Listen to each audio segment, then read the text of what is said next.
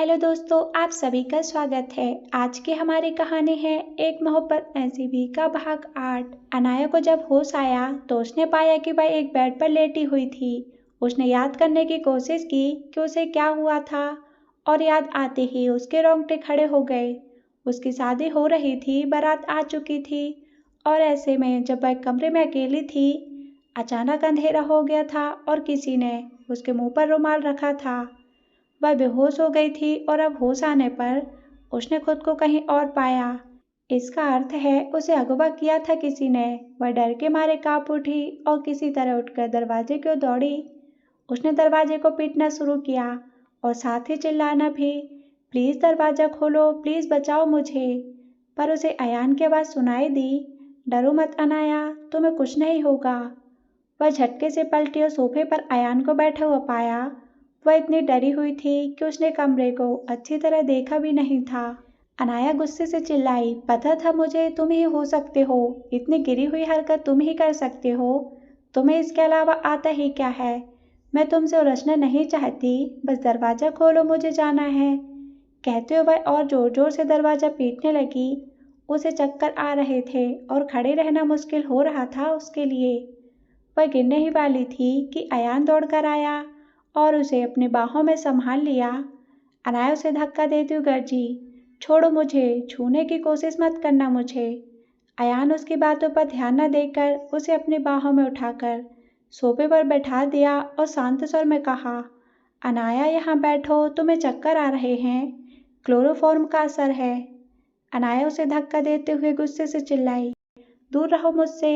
अयान ने समझाने के स्वर में उत्तर दिया, ठीक है मैं दूर ही हूँ, पर तुम शांत हो जाओ। अनाया गुस्से से चिल्लाई, मैं शांत हो जाऊँ? तुम पागल हो क्या? तुम्हें पता भी है तुमने क्या किया है? अयान उसकी ओर देखते हुए गंभीर स्वर में बोला, हाँ मैं पागल हूँ, मैं जानता हूँ मैंने गलत रास्ता चुना, पर मैं क्या करूँ? तुमने कोई दूसरा रास्ता छोड़ा ही कहाँ था मेरे लिए। अनाया ने जलती हुई आंखों से उसे देखकर व्यंग भरी आवाज में बोली, मैंने नहीं, तुमने सारे रास्ते बंद कर दिए थे मेरे लिए। वैसे तुम्हें आता भी क्या है, किडनैप, चोरी, स्मगलिंग के अलावा। अनाया की बातों ने अयान के गुस्से को हवा दी। वह अनाया को पकड़कर झंझोड़ते हुए चिल्लाया, हाँ मैं हूँ चोर, डाकू, स्मगलर, गैंगस्टर, पर मुझे ये सब बनाया किसने अनाया? तुम लोगों ने, तुम्हारे इस नकाबधारी समाज ने। बड़ी आई बड़ी बड़ी बातें करने वाली। तुम्हारे पापा तो एक शिक्षक है ना। शिक्षक तो यही सिखाता है कि बुराई को नफरत करो, ना कि बुरे को, और उन्हें सुधारना हो तो प्यार से सुधारो, ना कि नफरत से। पर ऐसे खोखले ज्ञान देने वाले लोग तुम्हारे पापा जैसे होते हैं। वैसे तो बड़ी बड़ी बातें करते हैं, पर हम लोगों को नफरत भरी निगाहों से देखते हैं। इनका काम है समाज में अपनी धाक बनाकर रखना, लोगों के सामने अच्छा बनना, पर सच कहो इनसे अच्छे हम हैं, और तुम्हारे पापा जैसे लोग असली ठग और जाहिल इंसान हैं। इससे पहले कि वह कुछ और कहता, अनाया का थप्पड़ उसके गालों पर पड़ चुका था। वह चौंक गया, पर अनाया शेरनी जैसी बिफर पड़ी, खबरदार, खबरदार मेरे पापा के बारे में और एक भी अपशब्द मुंह से निकाला तो। अयान भी अपने गुस्से पर काबू नहीं रख पा रहा था। यह लड़की जिसके पापा उसे ब्लैकमेल करके किसी और इंसान से उसका विवाह कर रहे हैं, वह उस इंसान के लिए अयान को थप्पड़ मार सकती है। अब तक किसी इंसान ने उसकी तरफ आंख उठाकर भी बात की है तो अयान ने उसकी आंखें निकाल ली है। पर प्यार करो तो इसका मतलब ये नहीं कि अनाया कुछ भी कहे या करे। उसने अनाया के हाथों को पकड़कर मोड़ते हुए गुस्से से चिल्लाया, तुम्हारी हिम्मत कैसे हुई मुझ पर हाथ उठाने की? तुमसे जितना प्यार करता हूँ उतनी नफरत भी कर सकता हूँ अनाया। ये बात याद रखना तुम। मेरे अंदर के शैतान को जगाने की कोशिश मत करो। पर अनाया डरी नहीं। अयान के जाने के बाद से, उसके बच्चे को छीने जाने की घटना से, उसके खोने के दुख से, और अयान का इस तरह लापरवाह जैसा उसको छोड़कर जाने का गम अब अनाया के क्रोध में बदल चुका था। वह अयान की आंखों में देखते हुए चिल्लाई, पापा ठीक ही कहते हैं, इंसान बुरा हो तो उसे किसी का प्यार अच्छा नहीं बना सकता। तुमने साबित कर दिया है आज, और मैं ये बात चिल्ला चिल्ला कर कहूँगी, सबके सामने कहूँगी, तुम मेरा कुछ नहीं बिगाड़ सकते। अयान के अंदर का जानवर जाग चुका था। वह अब खुद पर कंट्रोल नहीं कर पा रहा था। उसने अनाया को जोर से खींचते हुए बेड तक ले गया और धक्के मारकर गिराते हुए चिल्लाया, मैं भी देखता हूँ तुम्हारे पापा क्या कर लेते हैं अब। मैं तुम्हें बर्बाद कर दूंगा और तुम्हारे पापा को मुझसे भीख मांगनी पड़ेगी तुमसे शादी करने के लिए। अचानक अनाया ठहाका लगाकर हंस पड़ी। वह हंसते उसी तरह व्यंग्यपूर्वक बोल पड़ी, वो तो मैं पहले ही हो चुकी हूँ अयान, तुम्हारी हवस पूरी नहीं हुई क्या? बस इसलिए तुम मेरे करीब आना चाहते थे, मुझसे प्यार का नाटक खेला था। पर याद रखो, पापा मुझे जहर देकर मौत के गोद में सुला देंगे, पर तुम जैसे हवसी के साथ कभी शादी नहीं होने देंगे। अयान जैसे कुछ बोलना ही भूल गया था। वह तो बस अनाया से विनती करने वाला था कि वह अयान को छोड़कर ना जाए, वह सुमित से शादी ना करे और उसे अपना ले। पर वह गुस्से में क्या कह रहा है या क्या कर रहा है, उसने देखा अनाया अचानक रोने लगी। उसने अपने चेहरे को मेहंदी लगे खूबसूरत हाथों से ढक रखा है और सिसक सिसक कर रो रही है, और अयान उसकी खूबसूरत आंखों में आंसू देखने से पहले मर जाना पसंद करता। कुछ देर बाद जब अनाया का रोना शांत हुआ तो उसने देखा अयान कमरे से जा चुका था। अनाया चुपचाप बैठी हुई थी। दरवाजा बाहर से लॉक था और वह नहीं निकल सकती थी और जानती भी नहीं थी कि वह कहाँ है। उसे अयान से कोई डर या खौफ नहीं था, क्योंकि वह अच्छी तरह से जानती थी अयान भले ही गुस्से में है, कुछ भी कहे, वह कभी भी अनाया को चोट पहुंचाने की सोच भी नहीं सकता था। पर वह अपने पापा के बारे में सोच सोच कर परेशान थी। अब तक सबको पता चल चुका होगा अनाया घर में नहीं है, बारात वापस लौट गई होगी, और पापा पापा क्या कर रहे होंगे, वो तो अब किसी को मुंह दिखाने के काबिल नहीं होंगे। अनाया ने दरवाजा खोलने की आवाज़ से उधर देखा और पाया अयान था। उसके हाथ में एक प्लेट था। उसने अनाया की ओर बिना देखे ही कहा, कुछ खा लो, कल से भूखी हो।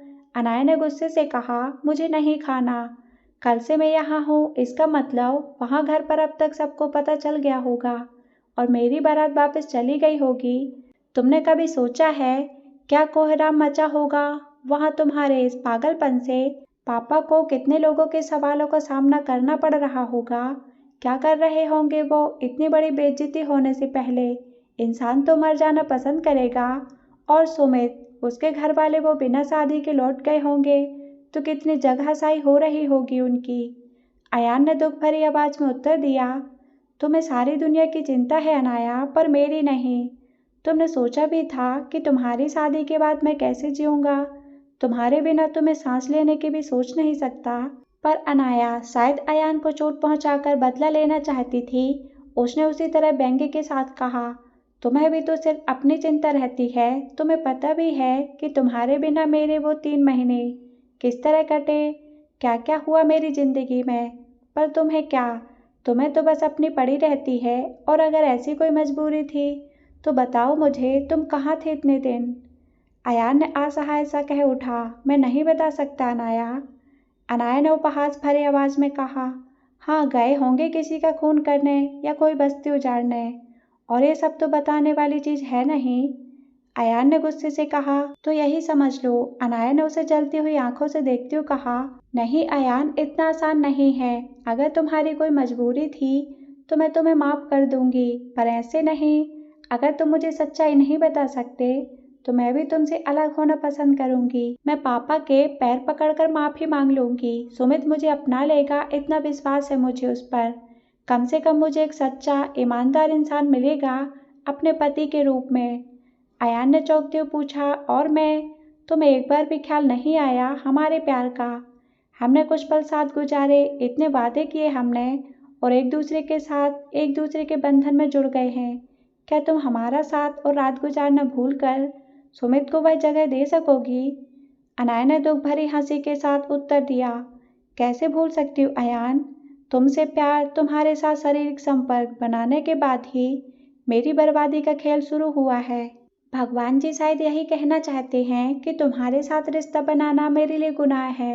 मैं जीना चाहती हूँ अयान, अपने पापा को खुश देखना चाहती हूँ, उन्हें बाकी जिंदगी कुछ खुशी के पल देना चाहती हूँ।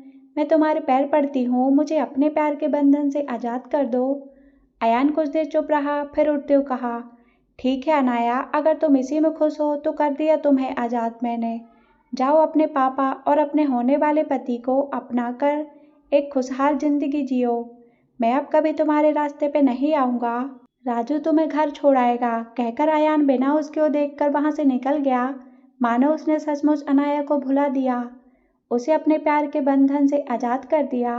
कुछ ही देर में राजू अंदर आया और अनाया की ओर बिना देखे बस इतना कहा, चलिए आपको घर छोड़ देता हूँ। अनाया को महसूस हुआ पहली बार राजू ने उसे भाभी जी संबोधन नहीं किया, पर यह सब सोचने का भी टाइम नहीं था। उसे जल्दी से घर पहुंचना था, पर वह राजू के साथ नहीं जाना चाहती थी, सो बोल पड़ी, मैं अकेले चली जाऊंगी। राजू ने बस इतना कहा, आप अकेले नहीं जा सकती क्योंकि यहाँ से मुंबई कम से कम 200 किलोमीटर है। चलिए। अनाया के पास और कोई रास्ता नहीं था, वह चुपचाप कार में आकर बैठ गई। राजू ने रास्ते में उससे एक भी बात नहीं की, पर अनाया को इन सब का ख्याल नहीं था तो बस पापा का। जब राजू ने कार रोकी तो उसे समझ आया कि वह अपने घर से कुछ ही दूरी पर है। राजू ने कहा, अब आप यहाँ से चली जाएंगी अपने आप। अनाया ने सर हिलाया और कार से उतर गई।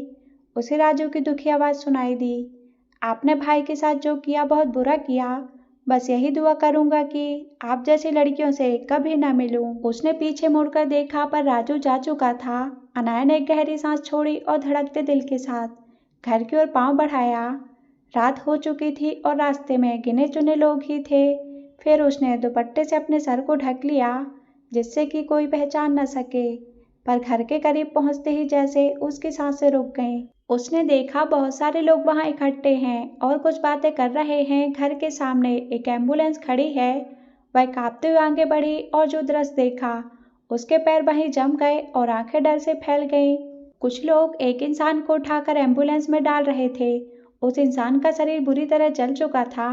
उसने सुना कुछ लोग बातें कर रहे हैं, बेचारे अच्छे इंसान थे, बेटी ने बर्बाद कर दिया, एक मवाली गुंडे के साथ भाग गई और बाप ने खुद को दुनिया के सामने लज्जित होने से बचाने के लिए जलाकर खत्म कर दिया। अनाया इससे ज़्यादा सुन नहीं पाई, वह बेहोश होकर सड़क पर गिर पड़ी। उसे जब होश आया तो सोनू के पास में बैठा सिसक रहा था।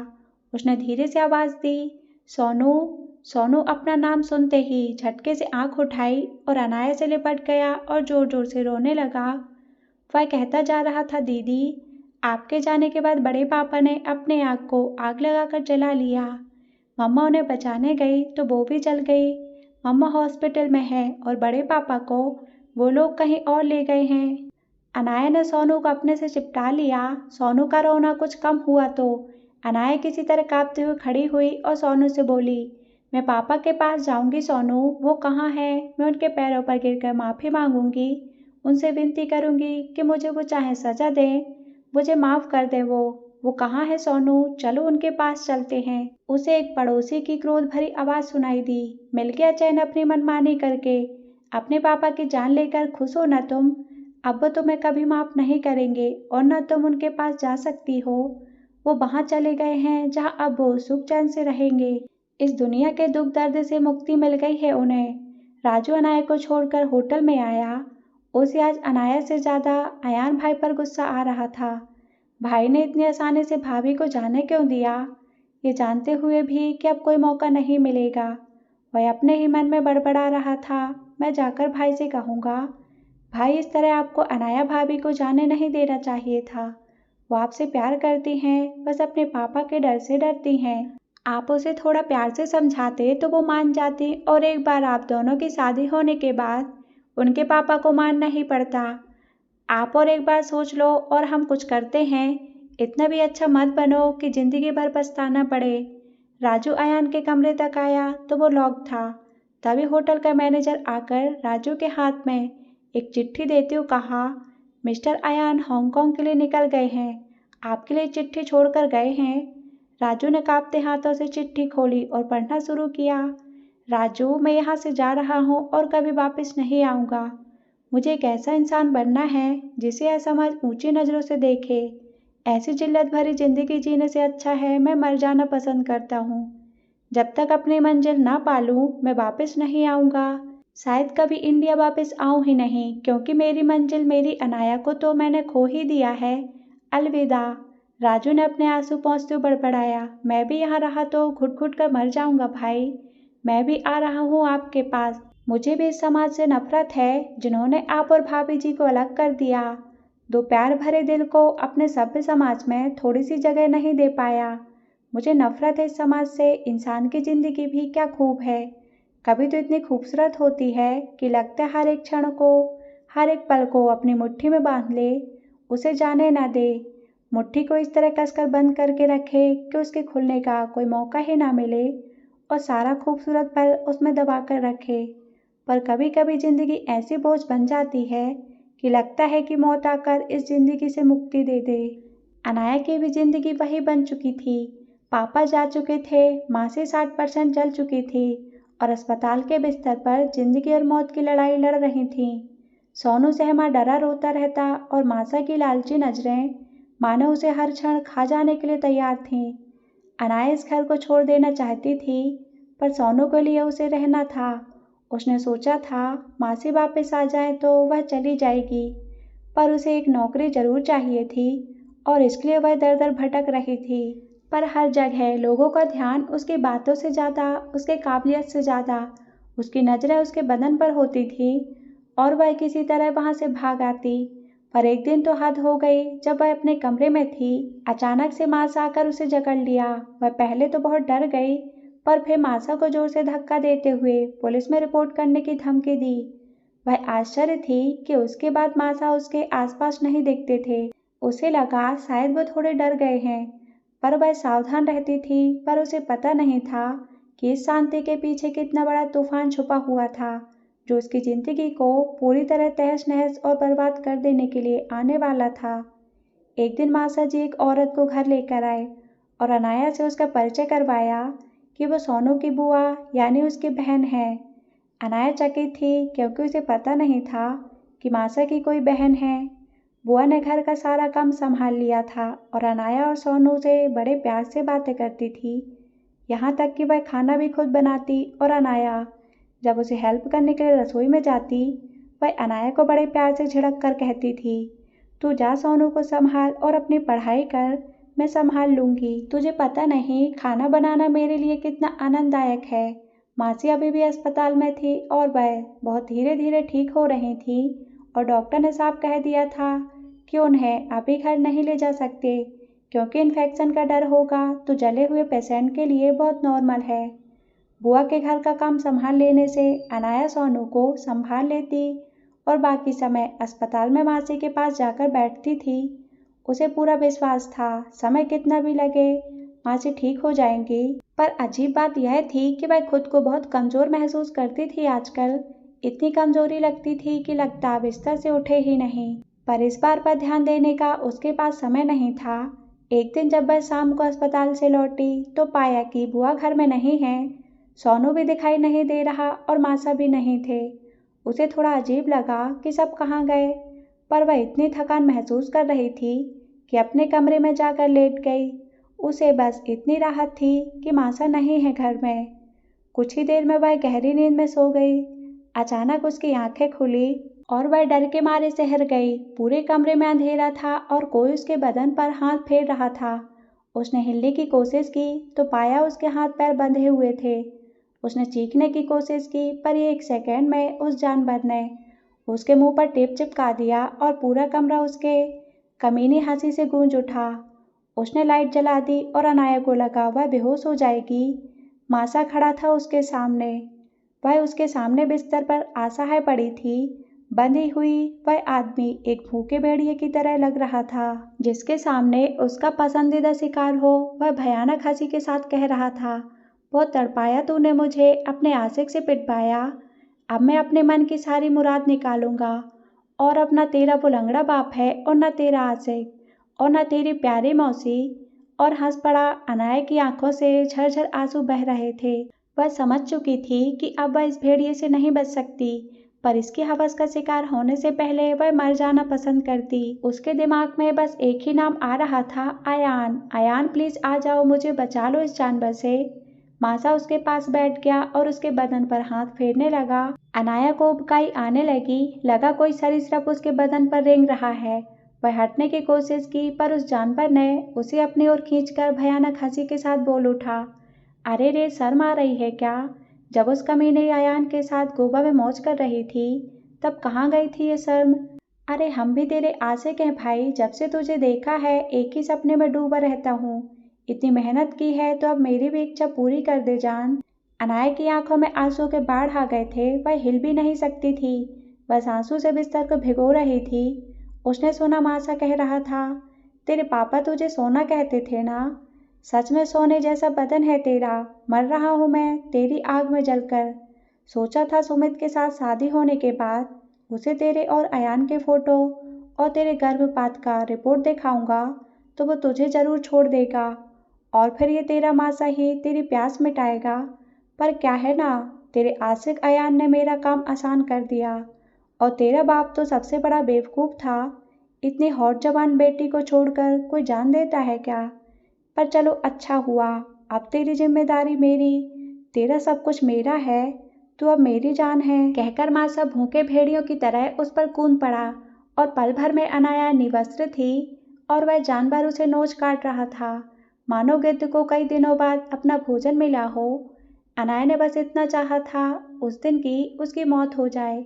भगवान अगर इस दुनिया में है तो या तो उसकी जान ले लें या इस जानवर से उसे बचा लें।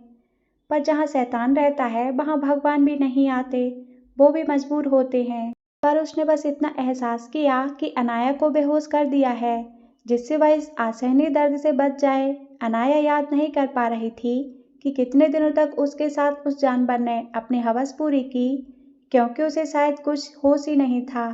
अब उसके बंधन खोल दिए गए थे और मुंह से टेप भी हटा दिया गया था।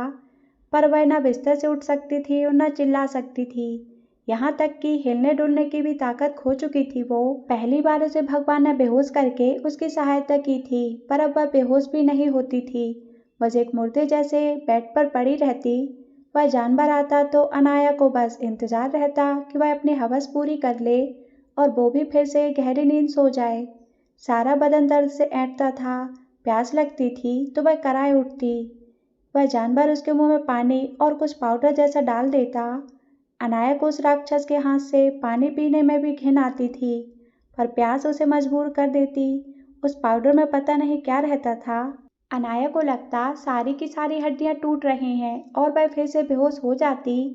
एक दिन उसे जब थोड़ा होश आया तो बुआ की आवाज़ सुनाई दी, अरे नामर्द, तूने क्या हाल बनाया है इसका? कहा था ना जो करना है सो संभल कर करना। अनाया को उस राक्षस की अट्टहास सुनाई दी जो कह रहा था, क्या करूं लक्ष्मी जान, इसे देखता हूं तो खुद पर कंट्रोल ही नहीं रहता। 4 दिन से भोग रहा हूँ फिर भी दिल नहीं भरा। लक्ष्मी ने उस जानवर को धक्के मारते हुए आंखें मारते बोली, चुप कर बूढ़े, अब जवान लोगों के लिए भी कुछ बचा कर रख। तुझे पता नहीं इस माल की कितनी कीमत मिलेगी हमें। मासा कह रहा था, सो तो है लक्ष्मी, पर यार मुझ पर रहम कर कुछ और दिन छोड़ दे इस खजाने को मेरे पास, बस इस जिंदगी के सारे सपने पूरा कर लूं। लक्ष्मी ने डांटते कहा, नहीं बहुत हुआ, अब इसे छोड़ तू। अगर किसी को पता चला या इसका आशिक वापस आ गया तो हमें लेने के देने पड़ जाएंगे। तुझे लड़की चाहिए तो कल आ जा मेरी कोठी में। एक नई लड़की आई है, आज तो उसका खरीदार उसे ले गया है, कल तुझे मिल जाएगी वो। और याद रख, बिना कीमत के नहीं देने वाली मैं। इसे बेचकर जो मिलेगा तुझे उसके बराबर की हकदार हूँ मैं। मासा बोला, हाँ जान याद है मुझे, पर तेरा आइडिया एकदम काम आ गया। तेरा इसके खाने में हर रोज अफीम देने से ये इतनी कमजोर हो गई कि मेरे काबू में आ गई। पर एक बात कहूँ, कुछ खास मजा नहीं आया। इसने जितने नखरे दिखाए थे उतना रोती गिड़गिड़ाती तो मुझे ज़्यादा मजा आता। पर ये तो पहले ही दिन बेहोश हो गई और उसके बाद कैसे ठंडी सी पड़ी रहती है। लक्ष्मी खिलखिलाकर हंसते बोली, तो बाबू को जंगली बिल्ली चाहिए थी। याद रख, इसे अगर होश रहता तो हाथ नहीं डालने देती। अच्छा छोड़ ये सब बातें, बता कब इसका खरीदार आएगा। इसका उपाय जल्दी कर, मैं सोनू को इससे ज़्यादा दिन अपने पास नहीं रख सकती। बड़ा ऊधम मचाता है, रोता रहता है। मासा ने मिन्नत के स्वर में बोला, बस कुछ दिन और रख उसे। लक्ष्मी पूछी, तेरी बीवी का क्या हुआ? मासा ने दांत निकालते कहा, मैंने कह दिया उसे जनरल वार्ड में रख दे, इलाज के पैसे नहीं है मेरे पास। वैसे उसका इन्फेक्शन फैल रहा है, मर जाएगी। इतना सुनते ही आधी बेहोशी की हालत में भी अनाया के मुंह से मासी मासी शब्द निकले जो कराहने जैसे लग रहा था। लक्ष्मी का ध्यान उस ओर गया। वह अनाया के पास आते बोली, कैसा जानवर है रे तू, एक चादर भी नहीं डाल सकता इसके शरीर पर। देख कैसे कांप रही है और इसका सारा बदन सूज गया है। जगह जगह खून भरा हुआ है, पूरा जानवर ही निकला तू तो। मासा जबड़े भींचते उत्तर दिया, तुझे पता है लक्ष्मी, इसने अपने आशिक को कहकर मेरे हाथ तोड़वाए थे। मेरे दिल की आग अभी ठंडी नहीं हुई है। तो लक्ष्मी थोड़ी चिंतित स्वर में बोली, और इसका आशिक वापस आ गया और इसने सब बता दिया तो? मासा जोर जोर से हंसने लगा और कहा, ये देख, मैंने वीडियो बनाकर रखा है इसके जिस्म का। जो इसने मुंह खोला, इसकी कॉपी फ्री में बांट दूंगा सारे शहर में। लक्ष्मी अनाया के ऊपर चादर डालते हुए बोली, तू तो बड़ा कमीना है रे। अच्छा, अब इससे दूर रहियो, मैं इसे संभालती हूँ। कुछ दिन में इसे पूरी तरह ठीक करके ले जाना है मुझे। अचानक लक्ष्मी का फोन उठा। उसने किसी से बात की, फिर खुशी से फोन रखते हुए मासा से बोली, तू तो कुछ काम का नहीं है, सो मैंने ही मेरे सेठ से बात की। इसका सौदा पक्का हो गया, 1 करोड़ देने को तैयार है वो। मासा की आंखें चमक उठी। वह खुशी से चिल्लाया, तू तो कमाल की औरत है लक्ष्मी। मुझे तो पता ही नहीं था इसकी इतनी कीमत है। कैसे किया तूने ये सब? लक्ष्मी गर्व से बोल उठी, आज का धंधा नहीं है मेरा, इसमें बाल पका लिए मैंने। हाँ, एक बात है, तू वहाँ मुंह नहीं खोलेगा, मैंने कहा है।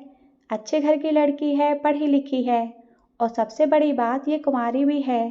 पर उनको पता चल गया तो?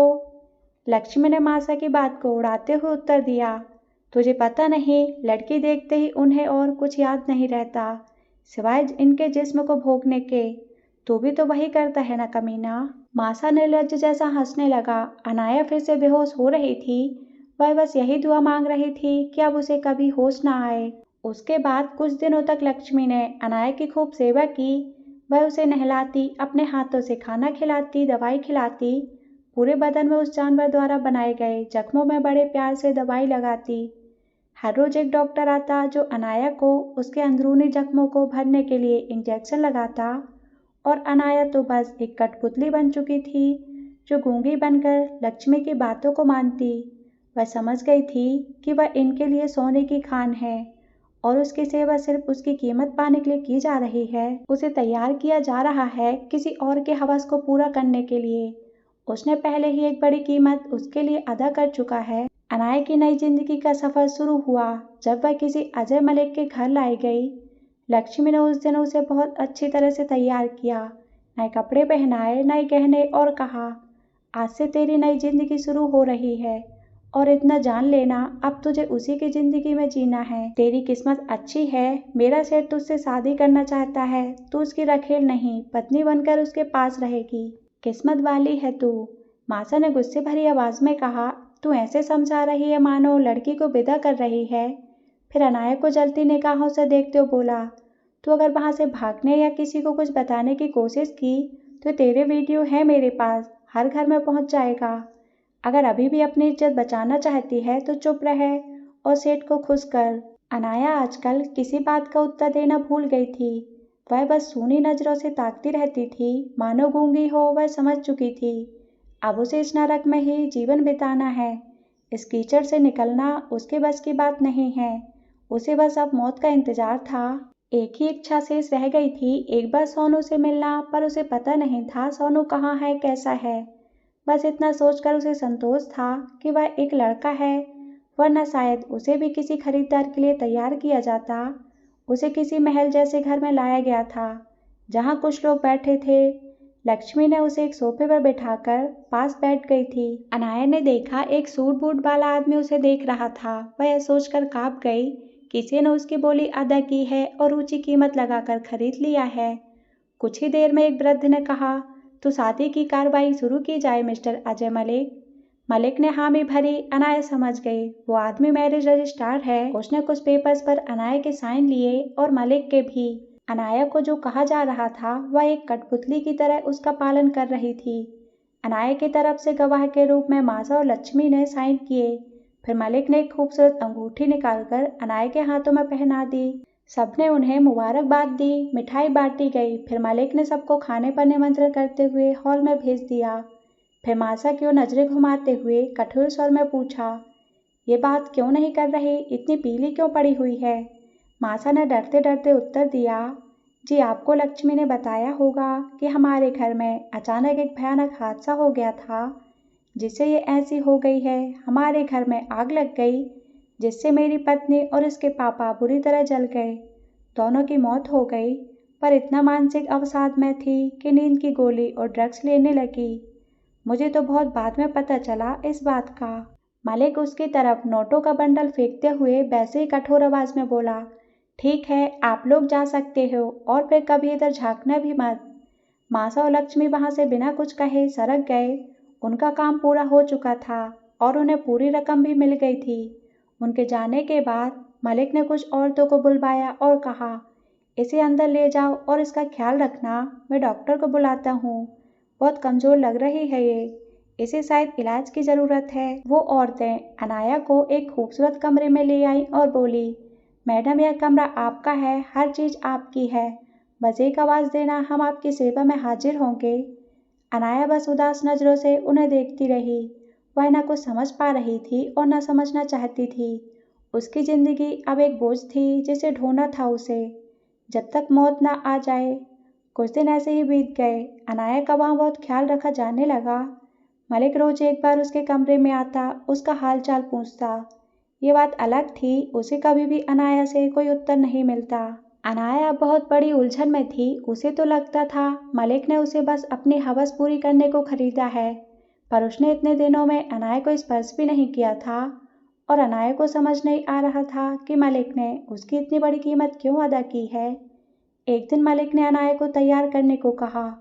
जब वह तैयार हो गई तो मलिक उसे लेकर एक आश्रम आया, ये कहते हुए कि अब से हमारी नई जिंदगी शुरू होगी, तो मैं चाहता हूँ अपने गुरुजी का आशीर्वाद ले लूँ। अनाया को देखते ही उस गुरु की आंखें चमक उठी। उसने मलिक को खूब सारा आशीर्वाद दे दिया। मलिक कुछ देर वहाँ बैठा, फिर वहाँ से जाते हुए अनाया को छोड़ गया, ये कहते हुए, मेरे गुरुजी जो कहें मानना, किसी चीज़ के लिए ना मत कहना और ना नखरे दिखाना। तुम मेरी पत्नी हो और गुरुजी की सेवा करोगी तो वो मुझे आशीर्वाद देंगे आगे बढ़ने का। अनाया वहाँ जितने दिनों तक रही बस उस गुरु की कामनाओं को पूरा करती रही, पर उसने एक भी आवाज़ नहीं निकाली और न विरोध किया। वह अब एक बेजान लाश बन चुकी थी, जिसे लेकर जिसका जो मन चाहे करे। उसे समझ आ गया था कि ये दुनिया ऐसी ही है जहाँ कोई जवान लड़की सुरक्षित नहीं है और वह इस चक्रव्यूह से कभी निकल नहीं सकती। पर वह मन ही मन एक इंसान से बहुत ज़्यादा नफरत करती थी, जिसने उससे प्यार के वादे किए थे, जिसकी वजह से उसने अपने पापा को खोया, अपनी इज्जत खोई, अपना सब कुछ खो चुकी थी, और वह था अयान। अब वह बस इतना ही कहती थी, तुझसे नफरत है मुझे अयान, तुमने मेरा सब कुछ छीन लिया और मुझे बर्बाद कर दिया है। कुछ दिनों बाद अजय मलिक आश्रम में आया और अनाया को अपने साथ वापस ले गया, पर गुरु से कुछ उसकी बात हुई। उसके बाद वह काफी गुस्से में दिख रहा था। अनाया तो एक कठपुतली बन चुकी थी, इसलिए इस महंत ने जैसे चाहा वह चाहा उससे अपनी वासना पूरी की। उसने अपनी हवस पूरी करने के लिए अनाया को जो कहा उसने अच्छी बच्ची की तरह सब अनुसरण किया, क्योंकि वह अपना अस्तित्व, अपना दिमाग खो चुकी थी। पर उसे नहीं पता था अजय मलिक क्यों गुस्से में था। पर घर लौटते ही मलिक उसे उसके कमरे में ले गया और जोर से दहाड़ा, बता इसके पहले तू किसके साथ थी। पर अनाया कुछ कहने के बजाय सूनी आंखों से उसे देखती रही, मानो कुछ समझ नहीं आ रहा है। मलिक ने कुछ सोचा और अपने आदमियों को लक्ष्मी को पकड़कर लाने को कहा। लक्ष्मी ने डर के मारे सब कुछ बता दिया। मलिक की आंखें गुस्से से आग उगल रही थी। कुछ ही देर में मासा उसके सामने थे। मलिक ने उसके पास आकर जोर का एक चांटा मारा और चिल्लाया, तू तो मुझसे भी बड़ा कमीना निकला रे, अपनी बेटी जैसी भांजी को ही खा गया। अबे तेरी अमानत है, तू जो चाहे करता, पर मुझसे दगाबाजी क्यों की। तुझे पता भी है मैंने अपने गुरु से वादा किया था, उन्हें एक खूबसूरत कुंवारी लड़की भेंट कर दूंगा, पर यह तो पहले से ही तेरी झूठी है। अब मेरे गुरुजी के श्राप से कौन मुझे बचाएगा बोल। मुझे कल ही उनके लिए कोई दूसरी का इंतजाम करना, पर तुझ कमीने को अब कोई नहीं बचा सकता। वह भयानक हंसी के साथ चिल्लाया, डॉक्टर ने मुझे बताया कि इस लड़की के खून में काफ़ी मात्रा में अफीम था, यानी कि तू अफीम खिलाकर अपना काम निकालता था, यह खुद नहीं लेती थी, तो तू उसने अपने आदमियों को इशारा करते हुए कहा, इन दोनों को खूब अफीम खिला और रेल की पटरी पर सुला दे जाकर, और तब तक वहाँ इंतजार करना जब तक कि ट्रेन आकर इनके टुकड़े न कर दे। इतना सुनते ही मासा और लक्ष्मी बेहोश होकर गिर पड़े। कुछ आदमी उन्हें उठाकर ले गए। अनाया सब सुन रही थी पर कोई प्रतिक्रिया उसके चेहरे पर नहीं थी, जैसे वह किसी और ही दुनिया में गुम थी। तभी मलिक के एक आदमी ने कहा, साहब, इस आदमी के घर में एक छोटा सा बच्चा मिला है, बहुत रो रहा था वो। यह सुनते ही अनाया जैसे होश में आ गई। उसके होंठ कांप उठे और बस इतना निकला, सोनू। मलिक ने चौंक कर उसकी तरफ देखा। आज लगभग 1 महीने से जिस लड़की ने एक भी शब्द अपने मुंह से नहीं निकाला था, आज किसी का नाम ले रही थी। उसने शैतानी हंसी के साथ कहा, सोनू तेरा भाई है, डर मत, तू मेरा कहना मान। मैं जैसा कहूँ वैसा कर, मैं तेरे भाई का ख्याल रखूंगा। आखिर रिश्ते में साला लगता है मेरा। और अट्टहास हंस पड़ा। अब वर्तमान समय में अनाया का ध्यान टूटा दीवार घड़ी के जोर जोर से 2 बजने की सूचना देने पर। वह इस तरह अपने अतीत में खो गई थी कि पता ही नहीं चला कब 3-4 घंटे खड़े खड़े ही बीत गए। वह अतीत जिसे वह कभी याद नहीं करना चाहती थी, वह भूल जाना चाहती थी, सब कुछ। पापा, मासी, सोनू, रुबीना दी, राजू और इस इंसान को जिसने उससे प्यार का नाटक खेलकर छोड़कर चला गया और कभी सुध भी नहीं ली। वह भूल जाना चाहती थी उस नरक जैसी जिंदगी को जो अयान के जाने के बाद उसे मिला। वह भूल जाना चाहती थी वह अनाया थी या अपने पापा की सोना थी। वह तो अब बस एक कॉल गर्ल बनकर ही रहना चाहती थी, क्योंकि उसका पति अजय मलिक यही चाहता था। और वह जानती थी मलिक के पास उसकी एक अमानत है, उसका सोनू, जिसकी जान मलिक की मुट्ठी में है। और अनाया उसकी जिंदगी के लिए मलिक के इशारों पर नाचने को मजबूर थी। उसने सर झटक कर अपने आंसुओं को खुद से दूर करने की कोशिश की। उसे अब अपने इस नए ग्राहक पर बहुत गुस्सा आ रहा था, जो अभी तक उसे इंतजार करवा रहा था, जिससे अनाया को वो सब याद आ रहा था जिसे भूलने के लिए उसे ड्रग्स लेने पड़ते थे। मलिक ने कहा था कि यह बहुत खास ग्राहक है, इसे खुश करने पर मलिक को वह अपना बिजनेस पार्टनर बना लेगा। और शायद अनाया का सौदा एक रात के लिए नहीं, वरन हफ्तों का या महीनों के लिए हुआ था।